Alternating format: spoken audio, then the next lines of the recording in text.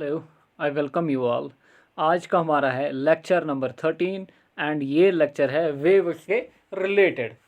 तो चलिए अपने लेक्चर को स्टार्ट करते हैं।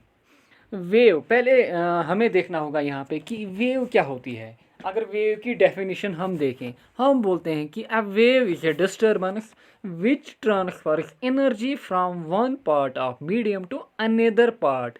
यानी कि वेव क्या होती है एक्चुअल में? वेव होती है एक टाइप की डिस्टर्बेंस। वो डिस्टर्बेंस के कारण क्या होता है? ट्रांसफर ऑफ एनर्जी होता है from one part of medium to another part without actual transfer या फ्लो ऑफ मैटर। लाइक आप यहाँ पे देखते हो, ये है लाइक यहाँ पे वेव जनरेट हुई है, ये है यहाँ पे वाटर वेव। और यहाँ पे देख रहे हो आप क्राउड, यहाँ पे है एक स्टेडियम, क्रिकेट स्टेडियम, और यहाँ पे आप क्राउड देखते हो और आप देखते हो क्राउड चीयरिंग करता है। और चीयरिंग जो होती है ना, वहाँ crowd in the form of wave cheering करता है। लाइक यहाँ पे देखिए, ये वाले पोर्शन में ये बंदे खड़े उठे हैं और ये क्या कर रहे हैं? ये चिल्ला रहे हैं, ये नॉइस क्रिएट कर रहे हैं या डिस्टर्बेंस क्रिएट कर रहे हैं। और वो वाले बैठे हुए हैं, और जब ये बैठेंगे तो इनके आगे वाले उठेंगे, इनके आगे वाले उठेंगे लाइक वाइज। तो यहाँ पे क्या होगा? यहाँ पे लाइक वेव लाइक क्रिएशन होगी।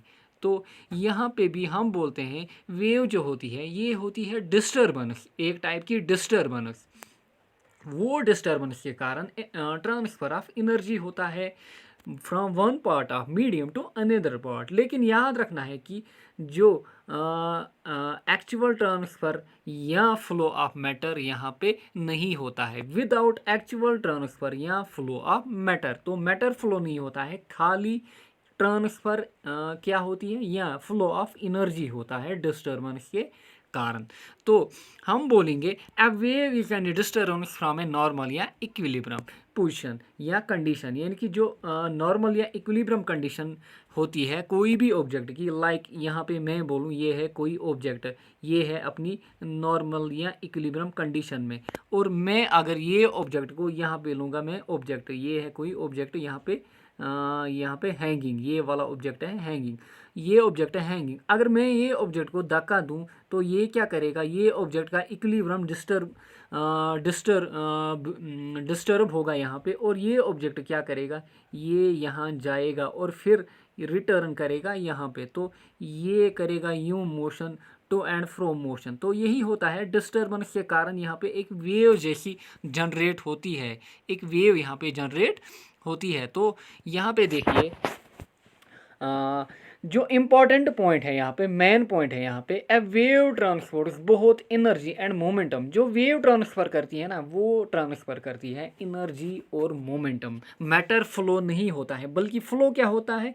फ्लो होता है एक तो एनर्जी और मोमेंटम। ये यहाँ पे मैंने हाईलाइट किया हुआ है क्योंकि ये पूछा गया है आरआरबी के पेपर में।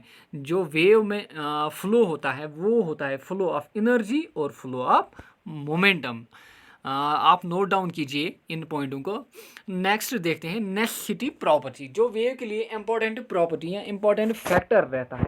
पहली प्रॉपर्टी रहती है यहाँ पे, जो मीडियम होना चाहिए, मीडियम में इनर्शिया होना चाहिए। यानी कि मीडियम में प्रॉपर्टी ऑफ इनर्शिया होनी चाहिए और प्रॉपर्टी ऑफ इलास्टिसिटी होनी चाहिए। मीडियम होते हैं तीन टाइप के हमारे पास, सॉलिड, लिक्विड और गैसियस मीडियम, तीन टाइप के मीडियम होते हैं। और मीडियम में क्या होना चाहिए? मीडियम में इनर्शिया होना चाहिए और इलास्टिसिटी होनी चाहिए। और मीडियम में क्या होना चाहिए? थर्ड पॉइंट मिनिमम फ्रिक्शन होनी चाहिए। Third point minimum friction. तो तीन इंपॉर्टेंट पॉइंट है for motion of A wave. पहला पॉइंट इनर्शिया होना चाहिए, नेक्स्ट पॉइंट इलास्टिसिटी होनी चाहिए, और लास्ट पॉइंट मिनिमम फ्रिक्शन होनी चाहिए पार्टिकलों की। फ्रिक्शन यानी कि फ्रिक्शन एक टाइप की रुकावट बनती है मोशन में। कहाँ पे? मोशन में फ्रिक्शन बनती है रुकावट या बैरियर, यानी कि मिनिमम बैरियर होना चाहिए, मिनिमम फ्रिक्शन होनी चाहिए। तो ये हो गया वेव। तो वेव में क्या होता है एक्चुअली? वेव में एक्चुअली होता है transfer of energy and momentum. Transfer of energy and momentum, तीन पॉइंट इंपॉर्टेंट है, इनर्शिया, इलास्टिसिटी एंड यहाँ पे मिनिमम फ्रिक्शन। चलिए नेक्स्ट देखते हैं यहाँ पे टाइप्स ऑफ वेव, और मैं ब्रीफली चल रहा हूँ, मोटे मोटे पॉइंट आपको बता रहा हूँ, क्योंकि जो वेव का चैप्टर होता है ये 11th में होता है जनरली, और वहाँ पे अराउंड 2 महीने लगते हैं ये वाले चैप्टर को कवर करने में for neat and JEE। But यहाँ पे हमें एग्ज़ाम पॉइंट ऑफ ओरिएंटेड या जॉब ओरिएंटेड पेपर में होता है, वहाँ पे मोटे मोटे पॉइंट देखने हमें, क्योंकि जो वेटेज है वो काफ़ी कम रखा हुआ है। तो चलिए देखते हैं नेक्स्ट टाइप्स ऑफ वेव्स। जो वेव होते हैं वो 2 टाइप की होते हैं। पहला type mechanical wave, next type non mechanical wave. अब मैकेनिकल वेव क्या होते हैं और नॉन मैकेनिकल वेव क्या होते हैं, इनको एक एक करके देखते हैं। पहले देखते हैं यहाँ पे मैकेनिकल वेव। जो मैकेनिकल वेव होते हैं इनको क्या होता है, इनमें मीडियम रिक्वायरमेंट होती है, यानी कि जो भी मैकेनिकल वेव होते हैं इनमें मीडियम रिक्वायरमेंट होते हैं। They can not travel through vacuum, vacuum के थ्रू ये ट्रैवल नहीं कर पाते, यानी कि जहाँ पे मीडियम होगा, एयर होगा, वाटर होगा, गैस होगा, वहाँ पे क्या जनरेट होंगी, वहाँ पे जनरेट होंगी मैकेनिकल वेव, वहाँ पे जनरेट होंगी मैकेनिकल वेव, यानी कि रिक्वायरमेंट ऑफ मीडियम यहाँ पे नेसेसिटी है। तो नेक्स्ट जो मैकेनिकल वेव हैं ये होते हैं 2 टाइप के। They are categorized into 2 types. पहला type important transverse wave and important next longitudinal wave. Main topic रहेगा transverse wave and longitudinal wave. तो जो मैकेनिकल वेव होते हैं ये 2 टाइप के होते हैं, एक होते हैं ट्रांसवर्स वेव और नेक्स्ट होते हैं ये लॉन्गिट्यूडनल वेव। तो यहाँ पे देखिए ये है यहाँ पे एक ट्रांसवर्स वेव, ये है ट्रांसवर्स वेव की यहाँ पे एक फिगर यहाँ पे बनाई हुई। ये ट्रांसवर्स वेव यूँ ट्रेवल करती है, और यहाँ पे देखिए ये है यहाँ पे longitudinal wave. Longitudinal wave, transverse wave क्या होती है, a wave in which the particles of medium vibrate up and down, यानी कि जहाँ पे पार्टिकल होंगे मीडियम के वो वाइब्रेट करेंगे up and down at right angles to the direction in which the wave is moving. Like यहाँ पे देखिए, यहाँ पे जो डायरेक्शन ऑफ वेव है वो यूँ है, यानी कि वेव इधर जा रही है from left to right of my screen, यूँ जा रही है वेव। तो ये है डायरेक्शन ऑफ वेव, यहाँ पे ये है डायरेक्शन ऑफ वेव। तो ये है डायरेक्शन ऑफ वेव। जो पार्टिकल होंगे ना ट्रांसवर्स वेव में वो वाइब्रेट करेंगे इन परपेंडिकुलर डायरेक्शन, यानी कि ये वाली डायरेक्शन में पार्टिकल वाइब्रेट करेंगे up and down, up and down, up and down, vibrate करेंगे अप एंड डाउन। तो जनरली हम फिर दिखाते हैं जो वेव वहाँ पे बनती है वो यूँ बनती है, यूँ, ठीक, for deep understanding, for clear vision यूँ बनती है। चलिए जो ये वाला पोर्शन होता ना अप वाला पोर्शन, ये वाले पोर्शन को जो हम्प या एलिवेशन वाला पोर्शन है ये अप स्लोप ये बोलते हैं हम, ये होता है क्रस्ट। और ये डाउन वाला पोर्शन जो होता है ये होता है ट्रफ। द एलिवेशन और hump in a transverse wave is called crust. तो ये हो गए यहाँ पे क्रस्ट, ये पॉइंट, और ये पॉइंट क्या हो गए, ये पॉइंट हो गए यहाँ पे जो डिप्रेशन में है ये हो गए trough of A transverse wave. Next यहाँ पे जो एग्जाम्पल है यहाँ पे वो काफ़ी इम्पॉर्टेंट है और पेपर में जनरली एग्जाम्पल पूछे जाते हैं। पहला यहाँ पे जो वाटर वेव होते हैं वो आते हैं ट्रांसवर्स वेव की कैटेगरी में। वाटर वेव, जो वाटर वेव होते हैं यहाँ पे ये आती हैं कहाँ पे, ये आती हैं जनरली ट्रांसवर्स वेव की कैटेगरी में। और लाइट वेव्स जो होती हैं ये भी आती हैं कहाँ पे, ट्रांसवर्स वेव की कैटेगरी में। नेक्स्ट है सिस्मिक वेव, यानी कि जो अर्थक्वेक के दौरान जो वेव्स जनरेट होती हैं ना, वेव्स जनरेट होती हैं अर्थक्वेक के दौरान, वो वाली वेव को हम बोलते हैं सिस्मिक वेव। लाइक ये हो गया कोई घर, यहाँ पे अर्थक्वेक क्या करता है, जब अर्थक्वेक आता है ना तो वो अर्थक्वेक के कारण घर में वाइब्रेशंस क्रिएट होते हैं। तो घर क्या करता है, ये वाइब्रेट करता है। तो हम बोलते हैं जो वहाँ पे वेव होती हैं वो होती हैं सिस्मिक वेव, लेकिन यहाँ पे होती हैं ट्रांसवर्स वेव में seismic secondary wave. Seismic secondary wave, seismic wave जो होती हैं ये होती हैं जनरली 3 टाइप के, प्राइमरी, सेकेंडरी एंड टर्शियरी। लेकिन यहाँ पे आप याद रखिएगा ट्रांसवर्स वेव में आती हैं सिस्मिक वेव लेकिन सेकेंडरी। नेक्स्ट हो गया यहाँ पे example vibration in A guitar string. Guitar string जो होती है वहाँ पे जो वाइब्रेशंस होती हैं वो क्या होती हैं, वो होती हैं ट्रांसवर्स वेव। तो ये हो गया ट्रांसवर्स वेव। नेक्स्ट देखते हैं यहाँ पर लॉन्गिट्यूडनल वेव्स। जो लॉन्गिट्यूडनल वेव्स हैं उनमें क्या होगा, देखिए यहाँ पे ट्रांसवर्स में हमने देखा अगर ये direction of propagation of wave है तो जो पार्टिकल होंगे वेव के वो करेंगे वाइब्रेट यूँ, लाइक यहाँ पे मैंने दिखा है यूँ। तो जो वाइब्रेट करेंगे ना वो करेंगे यूँ, यानी कि 90 डिग्री एंगल क्रिएट हो रहा है ना यहाँ पे। ये है direction of propagation of wave और ये है वाइब्रेशन। तो यहाँ पे जो एंगल बन रहा है वो 90 डिग्री बन रहा है, राइट एंगल बन रहा है। तो यहाँ पे क्या होता है लॉन्गिट्यूडनल वेव में, यहाँ पे 90 डिग्री एंगल नहीं बनता है, बल्कि क्या होता है यहाँ पे जनरली क्या होता है यहाँ पे पैरेलल, अगर ये डायरेक्शन ऑफ वेव है तो जो वाइब्रेशन ऑफ पार्टिकल होगा ना तो वो भी यही डायरेक्शन में होगा, यानी कि पैरेलल कॉम्बिनेशन यहाँ पे बनता है। यहाँ पे क्या बनता था ट्रांसवर्स में, यहाँ पे बन रहा था 90 डिग्री पे मीट कर रहे थे कौन, वाइब्रेशन ऑफ पार्टिकल और डायरेक्शन ऑफ एनर्जी। लेकिन यहाँ पे क्या होता है, यहाँ पे जो डायरेक्शन ऑफ वेव होती है, वेव के डायरेक्शन के बिल्कुल पैरेलल जो पार्टिकल होते हैं वो करते हैं वाइब्रेट, यूँ करते हैं वो वाइब्रेट, उनका वाइब्रेशन यूँ होता है उनका वाइब्रेशन। तो जो यहाँ पे क्या होता है, यहाँ पे होता है जो पार्टिकल होते हैं मीडियम के वो करते हैं वाइब्रेट बैक एंड फोर्थ, या हम बोलें to and fro, back and forth या टू एंड फ्रो। तो यहाँ पे जो लॉन्गिट्यूडनल वेव जब पास होती है कोई भी मीडियम के थ्रू, तो जो पार्टिकल होते हैं मीडियम के वो कहीं पे क्राउडेड होते हैं, वहाँ पे हम बोलते हैं कंप्रेशन, यानी कि पार्टिकल जो होते हैं वो कंप्रेस होते हैं कहीं पे, या कहीं पे क्या होते हैं, या कहीं पे अपार्ट होते हैं, या कहीं पे अपार्ट होते हैं। लाइक यहाँ पे देखिए, यहाँ पे जो पार्टिकल हैं मीडियम के वो कंप्रेस हो गए हैं, और यहाँ पे देखिए जो पार्टिकल हैं वो दूर दूर हैं, यहाँ पे फिर कंप्रेस, यहाँ पे फिर कंप्रेस, यहाँ पे दूर दूर, यहाँ पे दूर दूर। और जहाँ पे भी पार्टिकल कंप्रेस होंगे लाइक यहाँ पे, इनको बोलते हैं हम, यहाँ पे क्या हो रहा है, यहाँ पे हो रहा है कंप्रेशन, यहाँ पे हो रहा है कंप्रेशन, यानी कि यहाँ पे कंप्रेशन फॉर्म हो रहा है।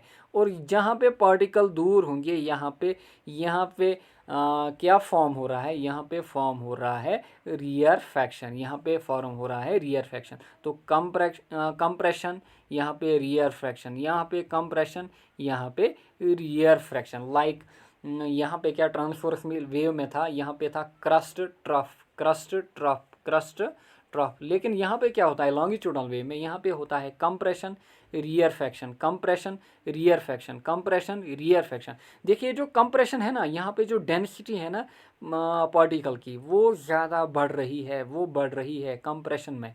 और यहाँ पे देखिए रियरफैक्शन में जहाँ पे पार्टिकल दूर दूर जा रहे हैं वहाँ पे जो डेंसिटी है वो डिक्रीज हो रही है वो वाले पार्टिकल की। ये है यहाँ पे combination of longitudinal wave and transverse wave. तो यहाँ पे हमने दिखाई है डायरेक्शन ऑफ एनर्जी ट्रांसफ़र, या हम बोलते हैं ना डायरेक्शन ऑफ एनर्जी ट्रांसफ़र या डायरेक्शन ऑफ वेव, क्योंकि जो वेव होती है ना, वेव होती है actually due to transfer of energy, due to transfer of energy. तो ये होगी लॉन्गिट्यूडनल वेव, तो ये होगी यहाँ पे ट्रांसवर्स वेव। अगर डायरेक्शन ये है हमारी वेव की, तो जो ट्रांसवर्स वेव में पार्टिकल होंगे वो यूं वाइब्रेट करेंगे और लॉन्गिट्यूडनल वेव में यूं वाइब्रेट करेंगे। ये देखिए यहाँ पे ये हो गया कंप्रेशन, ये रियरफैक्शन, ये कंप्रेशन। क्योंकि जहाँ पे ये पार्टिकल करीब आएंगे ना मैटर के या मैटर के, तो वहाँ पे क्या होगा मीडियम के, जहाँ पे भी पार्टिकल मीडियम के करीब आएंगे वहाँ पे कंप्रेशन बनेगा, यहाँ पे रियरफैक्शन, यहाँ पे दूर जा रहे हैं, और यहाँ पे क्या बन रहा है कंप्रेशन। ये हो गया क्रस्ट, ये हो गया ट्रफ। यहाँ पे ये वाले पोर्शन को हम बोलते हैं, ये डिस्टेंस को हम बोलते हैं एम्पलीट्यूड। ये हम देखेंगे नेक्स्ट लेक्चर में, कैरेक्टरिस्टिक्स ऑफ वेव। वहाँ पे हमें देखना होगा time period, amplitude, frequency, wave length, वो देखेंगे हम नेक्स्ट लेक्चर में। यहाँ पे मैंने ये वाले टेबल में दिया है differentiate between transverse wave and longitudinal wave. यहाँ पे है ट्रांसवर्स वेव और ये है यहाँ पे लॉन्गिट्यूडनल वेव। ट्रांसवर्स वेव में क्या होता है, पहला पॉइंट यहाँ पे, particle vibrate in a direction perpendicular to the direction of propagation of wave. अभी हमने देखा अगर यूं वेव जाएगी तो पार्टिकल यूं वाइब्रेट करेंगे। लॉन्गिट्यूडनल वेव में क्या होगा, अगर यूं वेव जा रही है तो पार्टिकल यूं वाइब्रेट करेंगे पैरेलली, यहाँ पे परपेंडिकुलर, यहाँ पे पैरेलल, यहाँ पे पैरेलल। नेक्स्ट यहाँ पे क्या बनते हैं ट्रांसवर्स वेव में क्रस्ट एंड ट्रफ, लेकिन लॉन्गिट्यूडनल वेव में बनते हैं compression and rarefaction. Fourth point, formed on the surface of solid and liquid. जो ट्रांसवर्स वेव होती है ना वो हमेशा कहाँ पे बनती है, formed on the surface of solid and liquid, solid and liquid. लेकिन जो लॉन्गिट्यूडनल वेव होती है वो कहीं पे भी बनती है, यानी कि सॉलिड लिक्विड गैस, यानी कि मीडियम होना चाहिए। कहाँ पे, लॉन्गिट्यूडनल वेव के लिए मीडियम होना चाहिए, मीडियम होना चाहिए। तभी हम बोलते हैं यहाँ पे नेक्स्ट पॉइंट कि जो ट्रांसवर्स वेव होते हैं दे में भी इलास्टिक और एंड नॉन इलास्टिक, लेकिन जो लॉन्गिट्यूडनल वेव होते हैं वो क्या होते हैं, वो होते हैं जनरली इलास्टिक वेव। नेक्स्ट देखते हैं यहाँ पे एग्जाम्पल हो गए लाइट वेव, वाटर वेव कहाँ पे, ट्रांसवर्स वेव में, और साउंड वेव कहाँ पे होंगे, लॉन्गिट्यूडनल वेव में। ये हो गया ऑल अबाउट मैकेनिकल वेव्स। तो मैकेनिकल वेव्स होते हैं दो टाइप के, पहला type transverse wave, next type longitudinal wave. Transverse में हमने देखा पार्टिकल वाइब्रेट करते हैं at right angle to direction of wave, लेकिन लॉन्गिट्यूडनल में क्या होता है, पैरेलली वाइब्रेट करते हैं particle to the direction of wave. यहाँ पे आता है कंप्रेशन रियरफैक्शन, और ट्रांसवर्स में क्या आता है, क्रस्ट एंड ट्रफ। एग्जाम्पल याद रखिएगा यहाँ पे, कहाँ पे, लॉन्गिट्यूडनल वेव में। लॉन्गिट्यूडनल वेव में आता है पहले साउंड वेव, नेक्स्ट आता है सिस्मिक वेव, वही अर्थक्वेक वेव, लेकिन यहाँ पे आती हैं प्राइमरी वेव। नेक्स्ट हो गया स्पीकिंग ऑन माइक। जो माइक पे स्पीकिंग आप देखते हो वहाँ पे क्या जनरेट होते हैं, वहाँ पे जनरेट होते हैं साउंड वेव या लॉन्गिट्यूडनल वेव। या वाइब्रेटिंग ऑफ ड्रम में भी क्या जनरेट होते हैं, लॉन्गिट्यूडनल वेव। नेक्स्ट हो गए वूफर्स, जो कार में लगे होते हैं या घरों में लगे होते हैं वूफर्स, उनमें भी क्या जनरेट होते हैं, उनमें भी जनरेट होते हैं लॉन्गिट्यूडनल वेव्स। तो नोट डाउन कीजिए अच्छे से।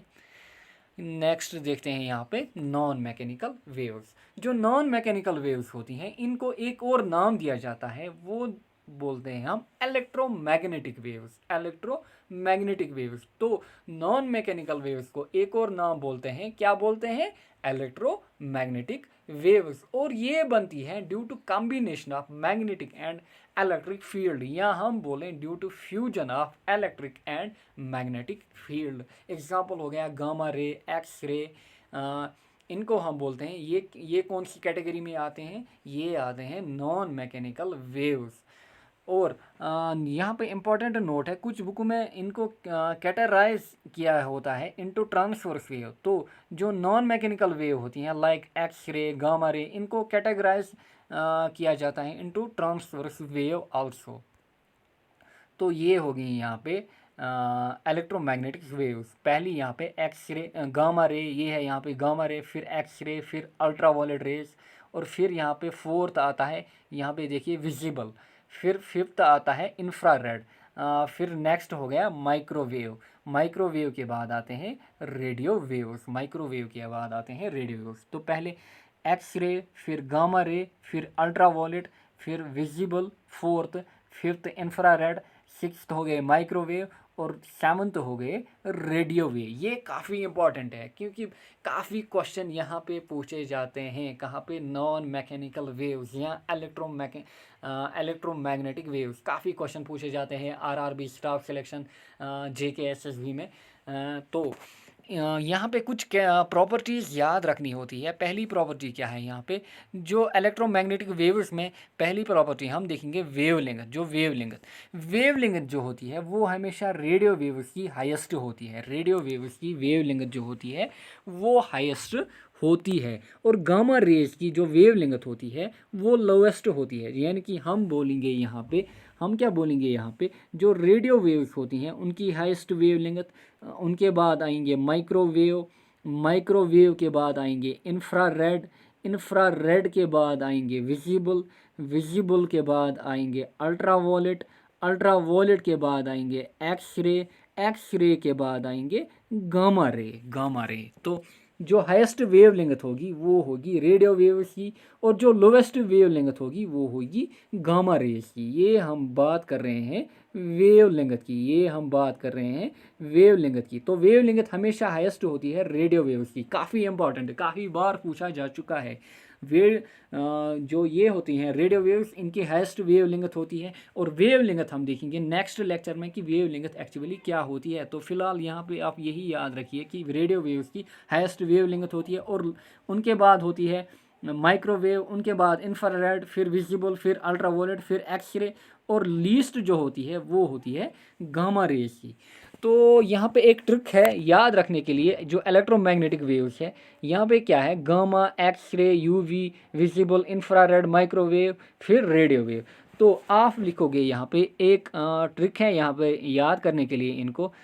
तो ट्रिक क्या है, ट्रिक है गाड़ी X U V in my range, गाड़ी X U V in my range. यहाँ पे देखिए G for gamma, G for गाड़ी, आप लिखिए GAADI, जी फॉर गामा, गाड़ी एक्स यू वी कार होती है ना, एक्स यू वी कार, गाड़ी एक्स यू वी क्या हो गया यहाँ पे विजिबल, एक्स क्या हो गया एक्सरे, यू हो गया अल्ट्रावायलेट, वी हो गया विजिबल, फिर हो गया इंफ्रारेड, इन फिर एम हो गया माई, और आर हो गया रेंज। तो याद रखिए ट्रिक क्या है, ट्रिक है गाड़ी एक्स यू वी, ठीक, यू वी कैपिटल, यहाँ पे वी क्या है एक्चुअली, वी है यहाँ पे विजिबल, गाड़ी एक्स यू वी इन माई, यहाँ पे माई रेंज, इन माई रेंज, यानी कि गाड़ी X U V in my range. G हो गया गामा, एक्स हो गया एक्स रे, यू क्या हो गया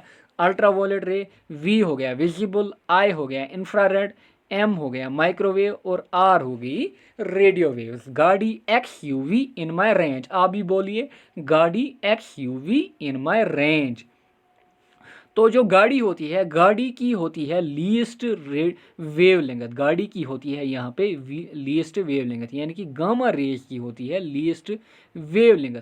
अगर लीस्ट वेव लेंथ है तो हाईएस्ट क्या होगी, हाईएस्ट होगी इनकी फ्रीक्वेंसी। जो गामा रेज है इनकी हाईएस्ट है फ्रीक्वेंसी, तो और जो रेडियो वेव्स हैं इनकी लीस्ट है फ्रीक्वेंसी। लाइक यहाँ पे हमने ऑर्डर दिखाया है, जितना आप यहाँ पे जाएंगे उतनी जो फ्रीक्वेंसी है वो इंक्रीज होगी। तो जो गामा रेज होती हैं इनकी हाईएस्ट, एक तो फ्रीक्वेंसी होती है, दूसरी इनकी हाईएस्ट होती है एनर्जी, दूसरी इनकी हाईएस्ट होती है एनर्जी। तो ये टेबल काफ़ी इम्पॉर्टेंट है। गामा रेज की highest energy and frequency, lowest क्या है इनकी वेव लेंथ, रेडियो वेव्स की हाईएस्ट वेव लेंथ, और लीस्ट क्या है एनर्जी और फ्रीक्वेंसी। काफ़ी इम्पॉर्टेंट, काफ़ी इम्पॉर्टेंट, ये नोट डाउन कीजिएगा। तो गाड़ी X U V in my range, गाड़ी X U V in my range. तो यहाँ पे हम दिखाएंगे आपको ये वाला एनर्जी एंड फ्रीक्वेंसी के लिए, फॉर एनर्जी एंड फ्रीक्वेंसी के लिए ऑर्डर याद रखिएगा। फ्रीक्वेंसी एंड एनर्जी के लिए पहले गामा रेज की हाईएस्ट एनर्जी और फ्रीक्वेंसी, एनर्जी और फ्रीक्वेंसी, फिर गामा, फिर हमने क्या बोला गाड़ी X U V in my range. तो जो एनर्जी या फ्रीक्वेंसी है वो है हाईएस्ट गामा की, गामा रेज की, फिर एक्स रे, फिर अल्ट्रावायलेट, फिर विजिबल, फिर इंफ्रारेड, फिर माइक्रोवेव, फिर रेडियो वेव्स। काफ़ी इंपॉर्टेंट, ये इसलिए बार बार बोल रहा हूँ क्योंकि बारंबार इनके ऊपर काफ़ी क्वेश्चन पूछे गए हैं ये वाले इलेक्ट्रोमैग्नेटिक वेव्स में, इलेक्ट्रोमैग्नेटिक वेव्स या नॉन मैकेनिकल वेव्स में। तो हमने यहाँ पे 3 ऑर्डर देखे। पहला ऑर्डर हमने देखा वेव लेंथ हाईएस्ट होती है रेडियो वेव की, फिर हमने देखा इन एनर्जी एंड फ्रीक्वेंसी हाईएस्ट होती है गामा रेज की, उसके बाद होती है एक्सरे, फिर अल्ट्रावायलेट, विजिबल, इंफ्रारेड, माइक्रोवेव, और लास्ट में होती है रेडियो वेव्स की।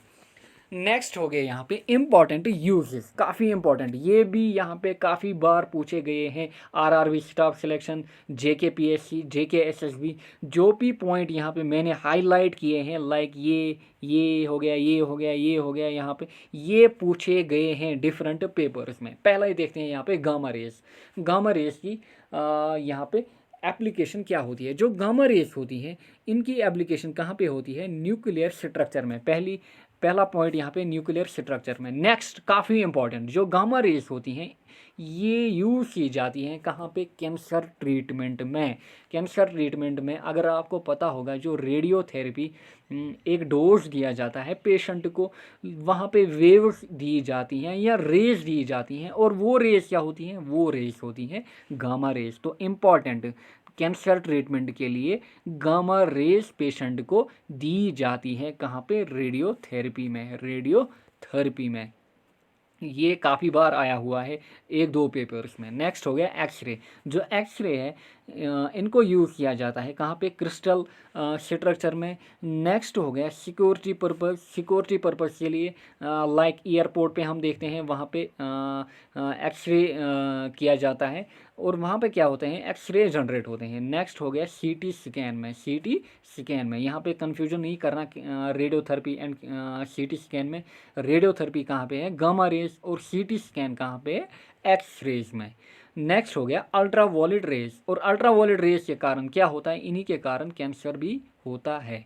अल्ट्रा वायलेट रेज इनकी एप्लीकेशन कहाँ पे, आरओ प्यूरीफायर, कैंट प्यूरीफायर हो गया, या हम बोले फॉरेंसिक लेब, फॉरेंसिक लेब में हो गया, जहाँ पे फिंगरप्रिंट्स लिए जाते हैं वगैरह वगैरह, उनमें क्या यूज़ किया जाता है, वहाँ पे यूज़ किए जाते हैं अल्ट्रावायलेट रेज। नेक्स्ट हो गया इंफ्रारेड। जो इंफ्रारेड रेज होते हैं ये हेल्प करते हैं, अगर कोई ऑब्जेक्ट डिस्टेंट ऑब्जेक्ट है, काफ़ी दूर है ऑब्जेक्ट, फार ऑफ है, तो ये हेल्प करती हैं वो वाले ऑब्जेक्ट को लोकेट करने में, या हम बोले night vision equipment, night vision equipment, ताकि दूर देखने के लिए नाइट विजन इक्विपमेंट। नेक्स्ट हो गया सोलर कुकर्स में इनको यूज़ किया जाता है टू जनरेट हीट, किनको, इंफ्रारेड रेज को। नेक्स्ट हो गया माइक्रोवेव्स। माइक्रोवेव्स याद रखिए काफ़ी इंपॉर्टेंट, ये आया हुआ है स्टाफ सिलेक्शन के पेपर में। जो माइक्रोवेव्स होती हैं इनको यूज़ किया जाता है कहाँ पे, कुकिंग में। यानी कि हमें पता है कि आजकल जो ओवन बनते हैं वो क्या बनते हैं, micro oven, micro oven. Next application होगी इनकी रेडार कम्युनिकेशन में। रेडार कम्युनिकेशन में जहाँ पे कोई ऑब्जेक्ट हमें लोकेट करना होता है, या ब्लूटूथ हो गया, वहाँ पे भी इनकी एप्लीकेशन है। नेक्स्ट हो गया रेडियो वेव्स। रेडियो वेव्स आपको पता ही होगी टीवी सिग्नल और सेल फोन्स में। तो जो जो पॉइंट यहाँ पे मैंने हाईलाइट किए हैं वो काफ़ी इंपॉर्टेंट है, इनको आप भी हाईलाइट कीजिएगा अपनी कॉपीज़ में, अपनी नोट बुक में। तो चलिए यहाँ पे है कुछ क्वेश्चन, इनका जल्दी जल्दी आप यहाँ पे आंसर बता दीजिएगा, और आप क्या कीजिएगा, पहले अपनी स्क्रीन को पॉज कीजिए फिर इनको सॉल्व कीजिएगा। चलिए अब मैं इनको सॉल्व करता हूँ। पहला पॉइंट है यहाँ पे, विच of the following colour has highest energy, highest energy. अभी हमने देखा एनर्जी और फ्रीक्वेंसी, एनर्जी और फ्रीक्वेंसी। एनर्जी किन की हाईएस्ट होती है, गामा रेज, फिर एक्स रे, फिर अल्ट्रावायलेट, फिर विजिबल। चलिए अब आते हैं हम यहाँ पे विजिबल स्पेक्ट्रम में। विजिबल स्पेक्ट्रम क्या होता है, जो आप कलर देखते हो ना हमारे अराउंड, हमारे एटमॉस्फेयर में, हमारे यहाँ कोई भी ऑब्जेक्ट्स में, विजिबल स्पेक्ट्रम जो होता है ये बना हुआ होता है 7 कलर्स का। वो क्या होते हैं, वॉयलेट, इंडिगो, ब्लू, हम बोलते हैं विबगायर, VIBGYOR, VIBGYOR। वी हो गया वॉयलेट, आई हो गया इंडिगो, बी हो गया ब्लू, जी हो गया ग्रीन, वाई हो गया येलो, ओ हो गया ऑरेंज, और आर हो गया रेड। तो यहाँ पे भी यही इनर्जी और फ्रीक्वेंसी हमने देखी एक्स रेज की हाईएस्ट। जो इनर्जी और फ्रीक्वेंसी होगी ना वो होगी हाईएस्ट ब्लू की, फिर इंफ्रारेड की, फिर वॉयलेट की, पहली वॉयलेट के, फिर यहाँ पे मैं लिखूँगा energy and frequency, energy and frequency E&F, वो होगी हाईएस्ट पहले वॉयलेट की, फिर इंडिगो, फिर ब्लू, फिर ग्रीन, फिर येलो, फिर ऑरेंज, फिर रेड। और जो वेव लेंथ होगी ना, वेव लेंथ W, वो होगी इनकी लीस्ट, किनकी, वॉयलेट की, और हाईएस्ट होगी वो रेड कलर की। रेड कलर की जो वेव लेंथ होती है वो होती है हाईएस्ट। तभी जो रेड कलर होता है वो यूज़ किया जाता है कहाँ पे, डेंजर सिग्नल में। ये भी आया हुआ है RRB के पेपर में कि रेड कलर को क्यों डेंजर सिग्नल में यूज़ किया जाता है, ताकि जो रेड कलर है वो दूर ही से दिखे। इनकी वेव लेंथ क्या है, इनकी वेव लेंथ है हाईएस्ट, लेकिन एनर्जी और फ्रीक्वेंसी इनकी लोवेस्ट है, वॉयलेट की है हाईएस्ट। विबगायर याद रखिएगा विजिबल स्पेक्ट्रम में। तो ये वाले क्वेश्चन का आंसर होगा violet. Which of the following colour है हाईएस्ट एनर्जी, तो वॉयलेट यहाँ पे यहाँ ये आया था KS के पेपर में। Next, which are the following has highest wave length. Wave length किन की हाइस्ट होती है? वेव लेंथ में हमने पढ़ा, हमें पता है गाड़ी X U V in my range, गाड़ी X U V in my range. और यहाँ पे क्या होती है, जी में क्या होती है, एक तो एनर्जी हाईएस्ट होती है और फ्रीक्वेंसी हाईएस्ट होती है, और जितना हम आगे जाते हैं एनर्जी और फ्रीक्वेंसी कम होती है। रेडियो वेव्स में क्या होती है, इनमें होती है हाईएस्ट वेव लेंथ, और जितना हम इधर जाते हैं किधर, गामा रेज की, और वेव लेंथ कम होती है।